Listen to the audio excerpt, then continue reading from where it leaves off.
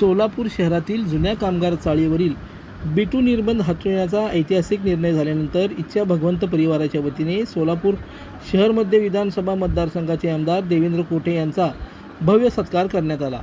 यावेळी सोलापूर महानगरपालिका प्रभाग क्रमांक 22चे भाजप नगरसेवक किसन जाधव यांनी आमदार देवेंद्र कोठे यांचा शाल व पुष्पगुच्छ देऊन सत्कार करत त्यांच्या विकासाभिमुख नेतृत्वाचा गौरव केला।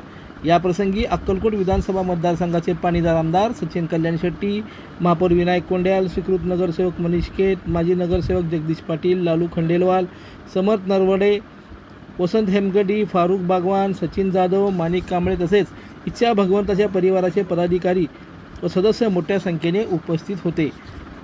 राज्याचे महसूल मंत्री चंद्रशेखर बावनकुळे यांनी विधिमंडळात बिटू निर्बंध हटवण्याची अधिकृत घोषणा केली। मुख्यमंत्री देवेंद्र फडणवीस यांच्या मार्गदर्शनाखाली पालकमंत्री जयकुमार गोरे यांच्या विशेष सहकार्याने हा निर्णय शक्य झाला। अनेक दशकापासून प्रलंबित असलेला हा प्रश्न मार्गी लावण्यासाठी आमदार देवेंद्र कोठे यांनी शासन स्तरावर सातत्याने पाठपुरावा केला।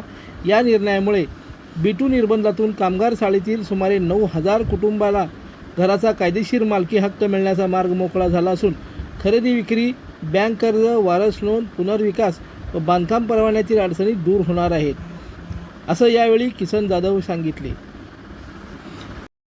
लाईक करा, कमेंट करा आणि सबस्क्राईब करायला विसरू नका।